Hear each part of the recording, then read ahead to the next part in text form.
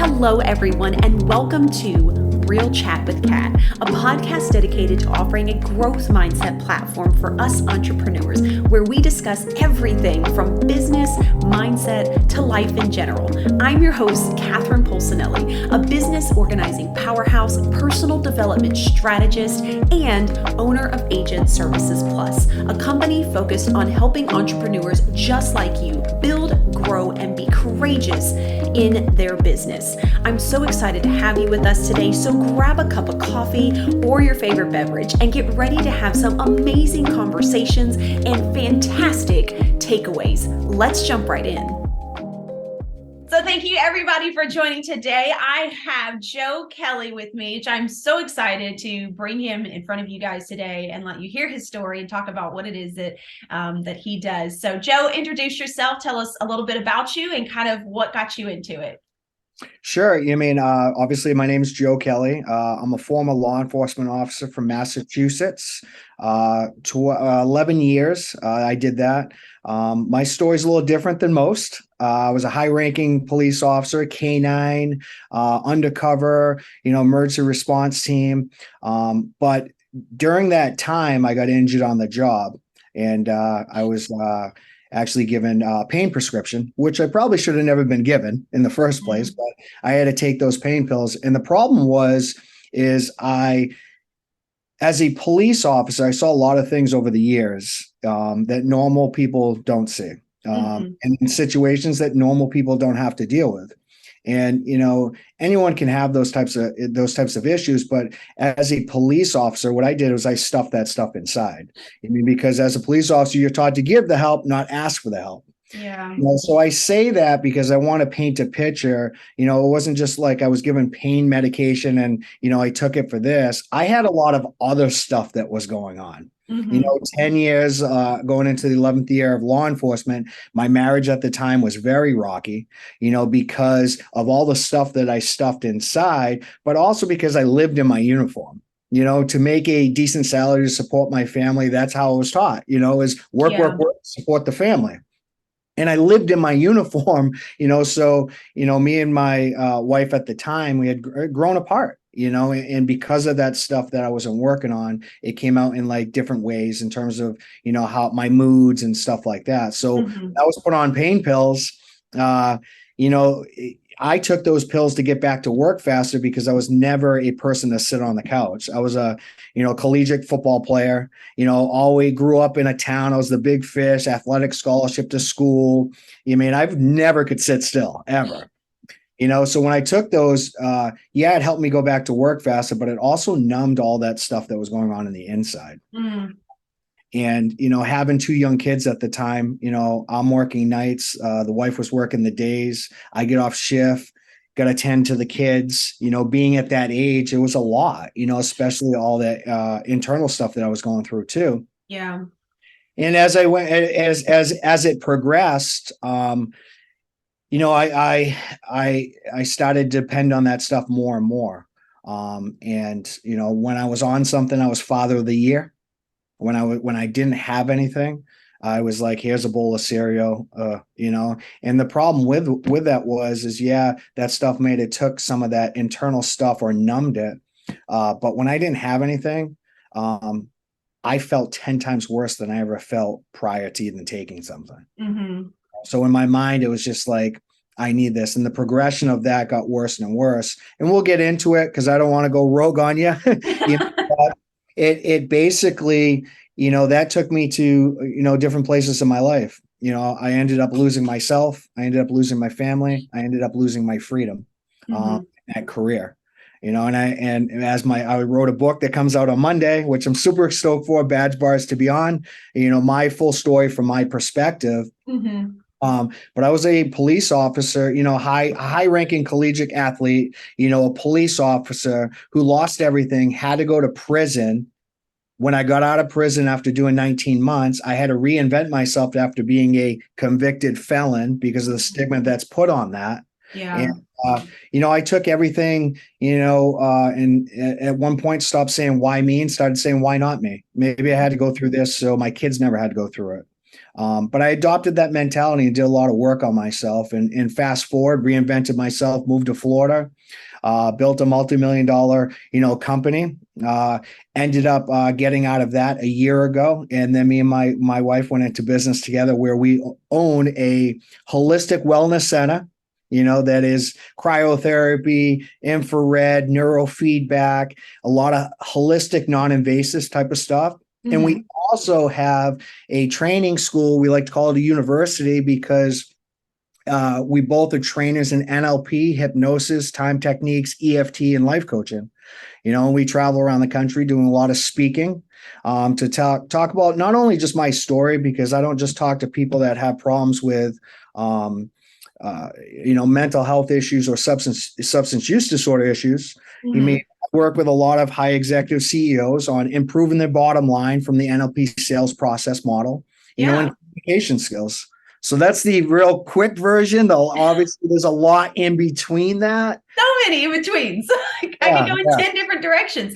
But I love that. And I love that you're sharing your story.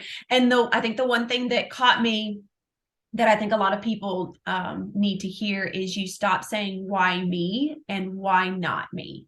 Right. I think that's a huge piece for a lot of people to take in their lives, because I think a lot of us most of us, right, have been through some type of trauma, and that's essentially what you went through, right? And I feel like you get to that point in your life where you can either let what you're going through consume you, which decides for you, in my personal opinion, or you can decide that it's happened to you for a reason for you to give back to other people.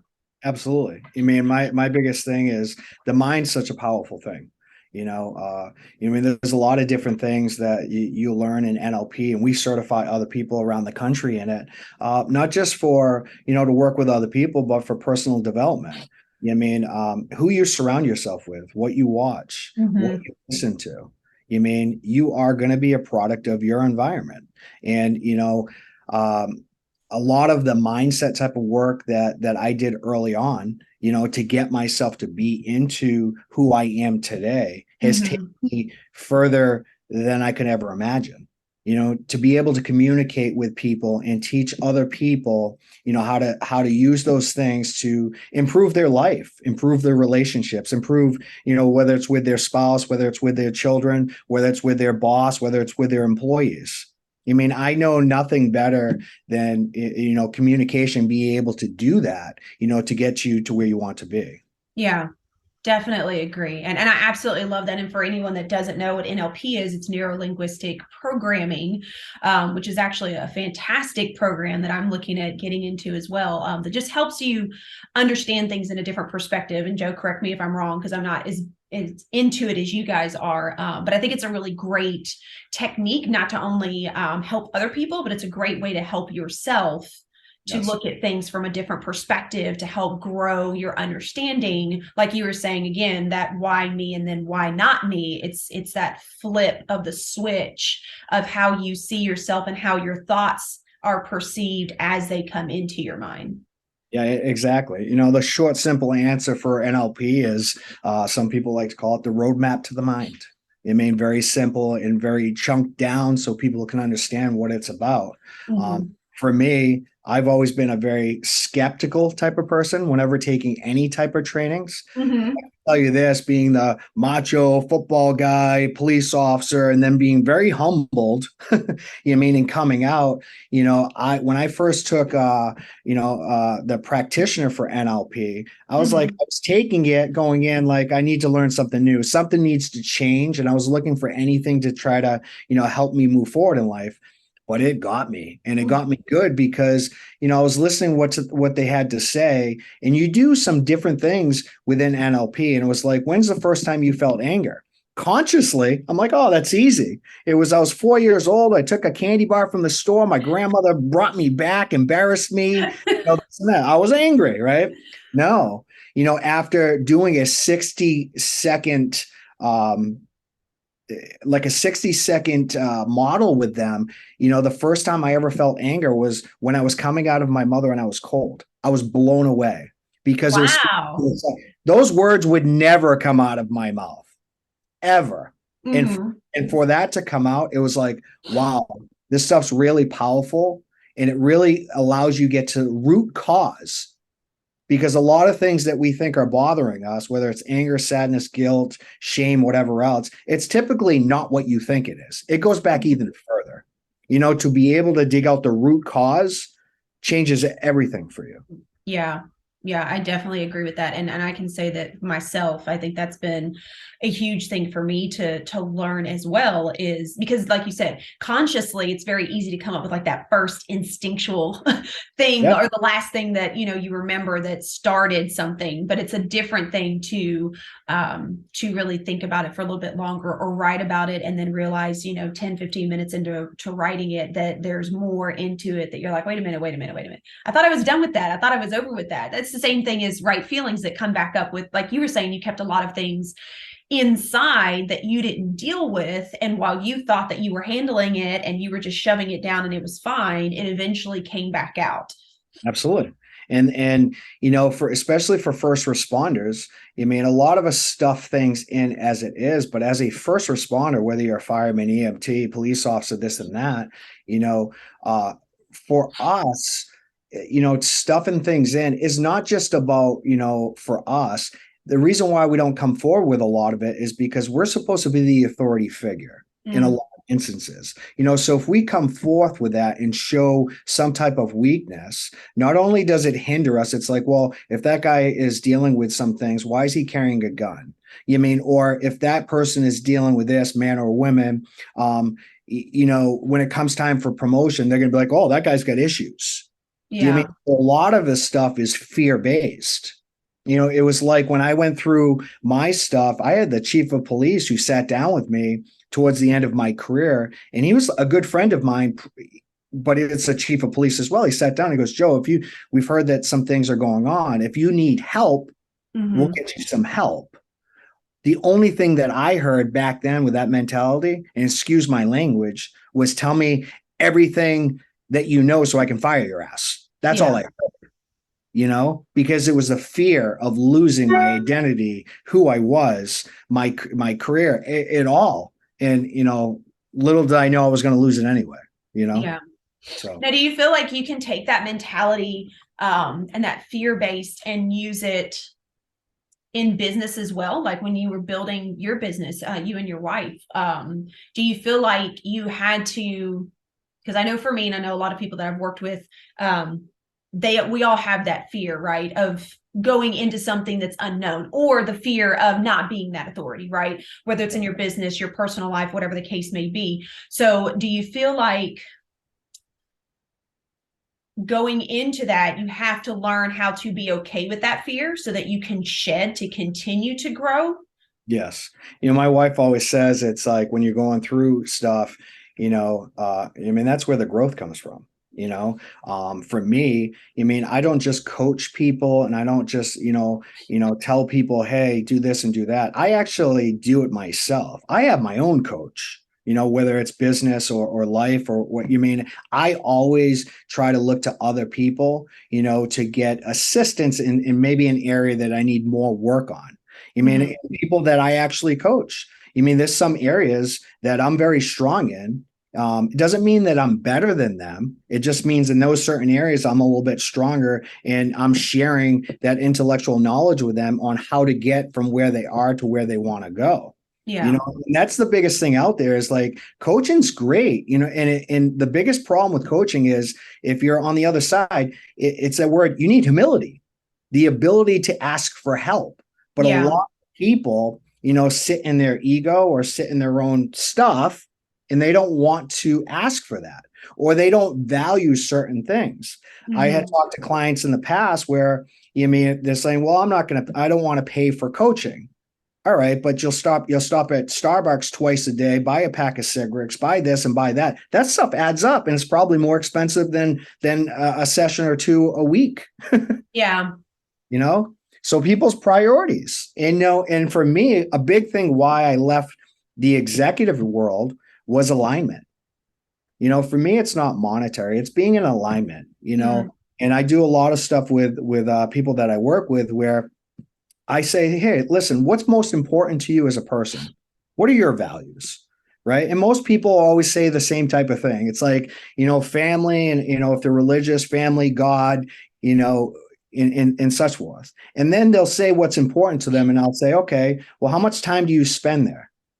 And you make a list and they look how lopsided that is, that they're spending more time in the things that aren't important to them than the things that are important to them. And most of the time you get like that aha moment. Yeah. Something needs to change. We have one life. I want to live it to the best of my ability. And I want to spend my days and my time doing the things that I'm passionate about, not the things that, I have to do. You don't have to do anything, but be happy. Yeah. I love that. I love the list. That's fantastic. So Yeah. for anybody that is looking for something different, right, or it just wants a little bit of insight in themselves, I'd suggest that take a minute, right, make that list of the things that you love, right, and the things that you do, and see how they correlate, because I do think a lot of us get lost in that. And as a society, right, we're not taught to be happy, quote unquote, in what we do. We're taught to work, right? Like you said, that's what you were taught. That's why you lived in your uniform. We're taught to constantly go, constantly work, constantly push ourselves. And because of that, we forget that huge part. People like to say it's a small part, but that huge part of happiness and being able to enjoy what you do. Everybody has rough days. That's something totally different. But if you're having more rough days than not, then something needs to change, like you said. A lot of times, Catherine, you can talk to people and I'll sit down, they'll say, well, I'm not doing too hot, or I'm unhappy. And they have great, from the outside looking in, great lives, right? Yeah. From the outside looking in, because of, but I'll say to them, well, why are you unhappy? And they can tell me I said, well, what makes you happy? Right. And they can tell me everything that doesn't make them happy. And I always say to them, I don't want to hear about what doesn't make you happy. I want to hear about what makes you happy. And then an example last week I did with somebody, after going through that process, and I'm asking them, well, they like to go to the beach. They like to walk their dog, or whatever else may be. And then I'll ask them, well, when's the last time that you went to the beach? They're like, oh, 2 months ago. Well, when's the last time that you did something else that you enjoyed that he named? 3 weeks ago. I go, how do you expect to be happy if what you just told me, what makes you happy, and you haven't done it or don't do it on a consistent basis? Yeah. It's like some of the times it's stuff that's staring us right in the face that we don't even see. Yeah. Yeah. I definitely agree with that. Now, let me take you back a second, because I'm interested to see when you were in that spot of kind of knowing that something needed to change, but not really sure. What do you feel like kind of got you over that hump that really kind of hit you like, no, I know I need to change, and I'm going to figure out a way to make a change? Because I feel like people do get stuck in that, whether it's business or personal, right? And then there has to be a choice, or we just keep sitting in that cycle of feeling sorry for ourselves, basically. Yeah. I can talk about many different scenarios with that. I'll stick it to myself. For me, unfortunately, I had hit rock bottom. Rock bottom for me was landing in prison, losing everything, not grabbing the help whenever it was offered. I know better. So when I was in prison, I came to the conclusion, being who I was, having that athletic background, being, who I was, my status in the community, I was always able to manipulate my way out of things, or manipulate help, or this or that. When I was sitting in prison, after it was all said and done, nobody was talking to me. Nobody wanted much to do with me. I could not manipulate my way out of that place. So I finally gained some clarity, after being off some stuff and sitting with myself, because that's what prison did for me. It gave me the time I was unwilling to give myself. Yeah. And when I sat in there, it was like an aha moment of, being who I was, and then waking up in a cell, looking up and going, how the hell did I get here? It was mind boggling to me. And it was very quick, because a lot of my stuff was 1 year. It was just a 1 year out of my entire 47 years of my life. Yeah. Handed me there. And I made a commitment to myself. I started doing things that I typically didn't do. I started journaling. I started writing stuff down. I was forced to sit with myself, and I didn't like what had become, and getting released from there. That was the toughest part, because now I couldn't get any job that I was ever associated with. I had to reinvent myself. I had to do some humbling type of things, and as I went forward, the biggest changing spot for me was when I moved down to Florida. I moved from Massachusetts to Florida in 2011, 2012, 2011. And for the first time in my life, I didn't have anything materialistic because I had lost everything and I was in debt. But for the first time in my life, I worked on myself. It's the first time I felt so whole. And the biggest changing part is, you're going to laugh, Catherine, but it's so true, is the first girl I ever dated in Florida I ended up marrying, who I'm now married for 8 years. Oh. And it's a funny story, and I talk about it a little bit in my book, because I didn't date for a year. I wanted to focus on myself. I did a lot of work on myself, and I felt like I didn't have a lot to offer. You know what I mean? And when I started to feel whole and I started to date this beautiful woman, she did a lot of things that I have never done, nor would I have ever done before, because, being that egotistical macho, that athlete, all that stuff, right? I had to squash that guy, because that guy got me to where I was, right? So when I met her, she was into Reiki and meditation and yoga. And I'll be honest with you, I'm very blunt. At first, I did those things just because I wanted to be close to her and be a part of the world, right? Makes sense. But in saying that, yes, it's funny. But when I did those things and got out of my own way and put judgment down, it changed me. Yeah. I actually enjoyed some of it, and I started to heal through other stuff that I wasn't doing. And then, I actually became a children's yoga instructor. I was like, what? Right? So after I went through that process, I owe a lot to my wife for opening up a lot of different modalities and a lot of different stuff that I never would have attempted and tried. And, I took what I needed and I left what I didn't. And then NLP came into my world, and NLP changed everything for me. It improved my relationship with my wife. It improved my relationship with my kids. It improved my relationship with myself. And I get excited for people that, come in, and you can use NLP for a lot of different things, including increasing your revenue, this and that. That's all nice, right? I love when people come in, they're like, I want to increase my revenue. I'm like, all right, yeah, sure. I know in the back of my head the internal shifts that they're going to have during the process. So I get excited, and they're kind of like looking at me like, oh, because they don't know yet. You know what I mean? So I get super excited about that stuff. That's awesome. And I love that. So you touched on something that I feel like a lot of people miss, and in a society we are not taught, and that is being alone with yourself.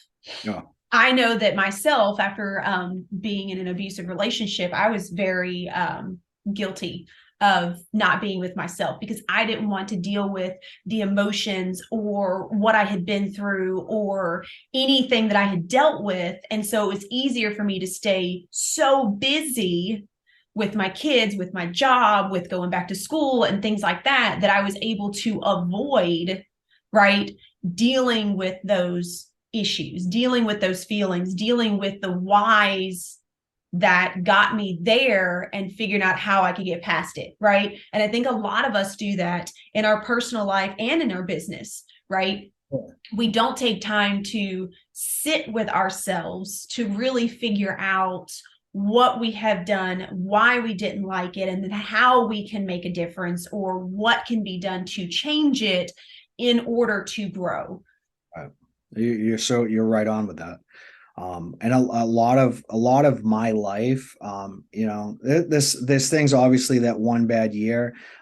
Everyone's like, well, would you have changed it, or you change it? Yeah.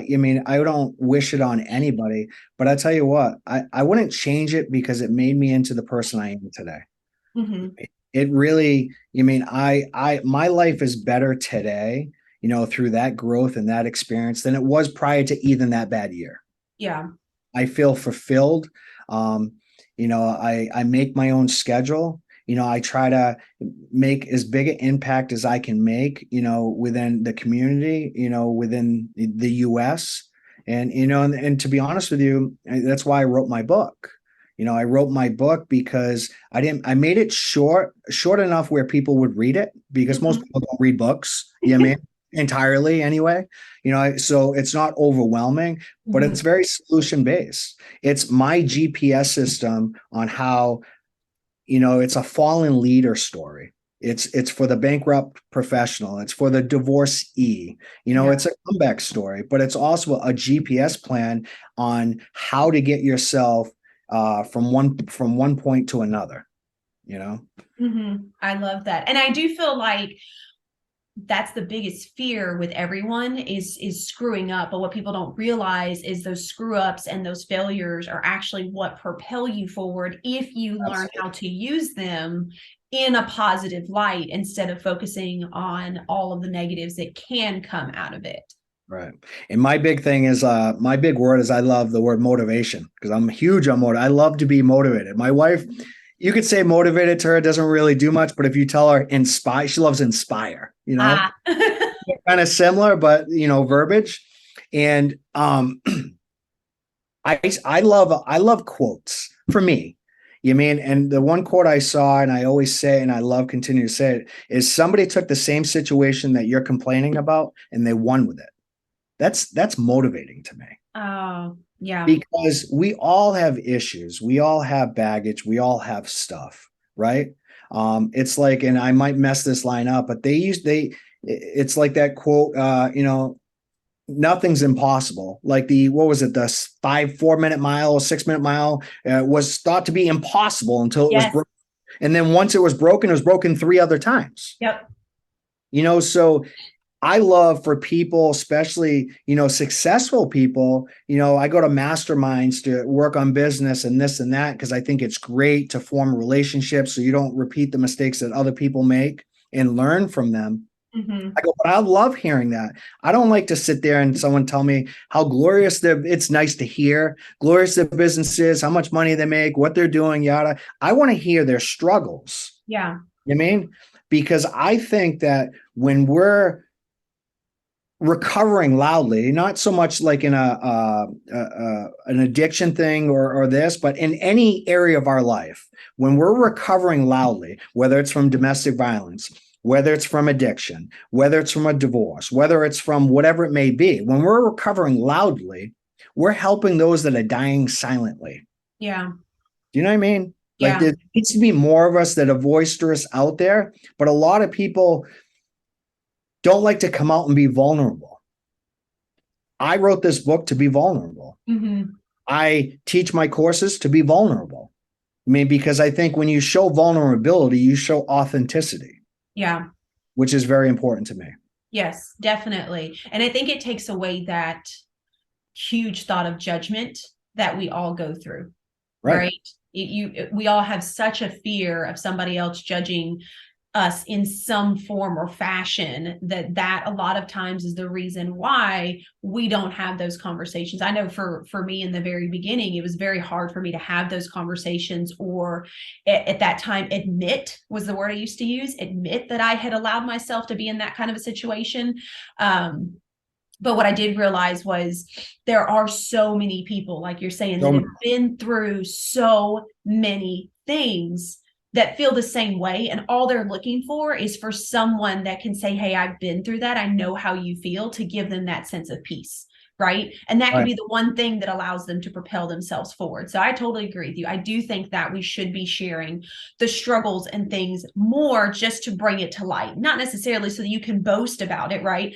But is a way to show everyone that we are people. There is no such thing as perfect. And that's a societal issue that I think that we really have, that I talk about a lot on this podcast, is everybody is striving for this picture of perfection. But if you look around, nobody has it. Yeah. It's something that we've created. It's an illusion that everybody hides behind so that they don't have to be vulnerable. Right. And you could always ask yourself, we do it all the time, and we do it a lot of our courses or one-on-one or whatever you may be doing, what's your idea of success? everyone has a different idea of success. Yes. There might be that label of what people think, maybe, oh, because he's got a big boat or a big house or anything like that. I know a lot of people don't care anything about that stuff. Mm-hmm. I can tell you for me, success isn't, money or this and that. Success to me is freedom. And freedom to me means being able to do what I want when I want, especially when it comes to my family. I don't want to miss the reason why I left the executive world. I don't want to miss birthday parties or holidays. My daughter turns 4 this weekend. I'm going to Orlando to, have tea with princesses. Do you know what I mean? And dinner with Santa. I'm stoked about that. But if I was in my prior job, that wouldn't have worked for me. And they might have paid me a lot of money to do what I do, but at the end of the day, you can pay me anything in the world. If I'm out of alignment and I miss those times that I'm having with my children, there's nothing that can replace that. Yeah, definitely agree with that. The alignment is a huge piece that a lot of people do not seem to find or focus on they feel they're stuck. Most people I run into feel they're stuck because it's that overall that everyone, constantly complains. So it's a balance between work and family, work and life, and how to do it. You know what I mean? But it comes down to is looking at where your values are, what's important to you, because what's important to me may not be important to you. We are all different, and it's figuring out what that stuff is. And it's very easy to figure it out. Very easy. So. Yeah, it just takes some searching. Or having the right coach, you know what I mean, to talk about where you are and showing you, tangible steps to get to where you want to be. Yeah. Yeah, definitely. So before we end, I always, which you gave me an amazing quote. So I always ask for a quote or saying or something that you find that you go back to. So is there any other thing that you find saying to yourself or that you say to a lot of people that you feel like would help the listeners? I keep going back to that one. That's my favorite quote of all is somebody took the same situation that you're complaining about and they won with it. Mm-hmm. I mean, that more than anything is to me is inspiring. It's motivating. And it also shows me, it gives me the description that somebody else has done it. So why can't I do it? Yeah. Check your excuses at the door, and let's get to work. Yeah, definitely. Well, thank you so much for your time, Joe. Do me a favor, tell everybody where they can find you, where they can connect with you, and where they can find your book since it's coming out on Monday, which I'm super excited about. So you can find us. We have online courses at obtainingmastery.com. We also have a wellness center. It's omcenterforwellness.com. My book launches on Monday. You can follow me on social media. It's Joe Kelly, EY, Keley. And it's going to be launched on Monday on Amazon. So I'm super stoked about that. We also have what's coming up January 13th to the 15th in Florida. We have we have Maximize Your Mindset. So it's 2 days of working on vision board, goal setting, improving your communication, healthy lunches catered in. It's yoga, meditation. It's everything that has gotten me to where I am today popped into 2 days. And then on the third day, we have a VIP day that's at our wellness center where you get to try all the different stuff that we have, cryotherapy, lymphatic drainage suits, cryo slimming, you name it. So it's a big wellness 3 days that I'm super stoked for. But Badge Bars to Beyond be out on Monday. You can go to badgebarsbeyond.com. Awesome. Thank you so much for your time today, Joe. I had such a pleasure talking with you. Well, and to everybody else, I hope you got some amazing takeaways. Be sure to like, share, comment, let us know what you think, and be sure to do something positive for someone else at least one time every day and see the difference that it makes in your life. So until next time, we'll see you then.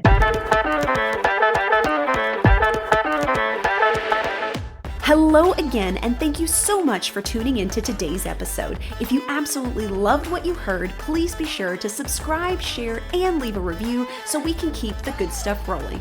Got something you'd love to hear us discuss? Then be sure to message me on social media and let's work together to spread even more amazing content. And if you haven't yet connected with me on social media, be sure to follow along at Agent Services Plus. I'm so excited to connect with you on the next episode, and until next time, be sure to find things that help you learn, grow, and be inspired.